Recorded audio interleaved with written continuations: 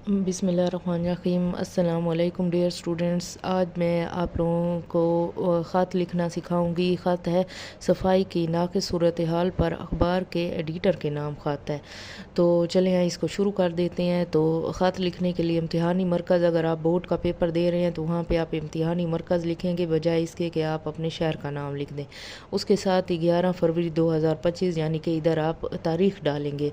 मोहतरम मुदैयर साहब, रोज़नामा नवाए अवाम पेशावर। आप इधर कोई भी रोज़नामा अखबार का, किसी भी अखबार का नाम आप इधर लिख सकते हैं।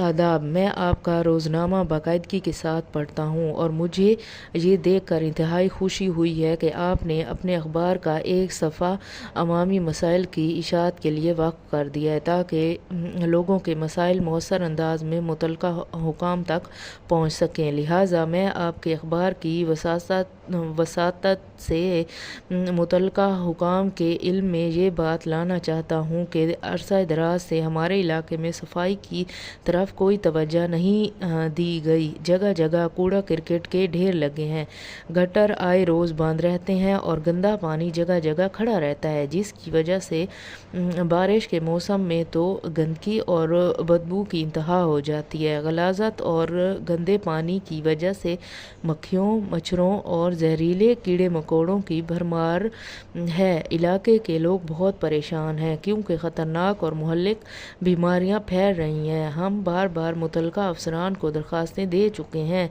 लेकिन अभी तक कोई तवज्जो नहीं दी गई। उम्मीद करता हूँ कि आप मेरी ये अर्ज़दाश्त हुकामे बाला तक पहुँचाने का ज़रिया बनेंगे और मुतलका हुकाम मामले की नज़ाकत का इदराक करके हसास ज़िम्मेदारी से काम लेते हुए इस मसले के जल्द हल के लिए मौसर इक़दामात करेंगे। वस्सलाम। आपकी इनायतों का तालिब, एक दर्दमंद शहरी, अले बेजीम।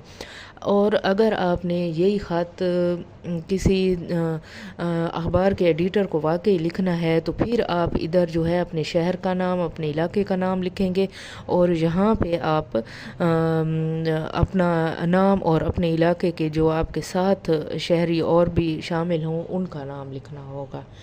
तो इसी के साथ ही आज की ये वीडियो यहीं ख़त्म करती हूँ। आपको मेरी वीडियोस पसंद आए तो मेहरबानी करें और इसको लाइक करें, चैनल को सब्सक्राइब करें और मेरी वीडियो को पूरा देखा करें।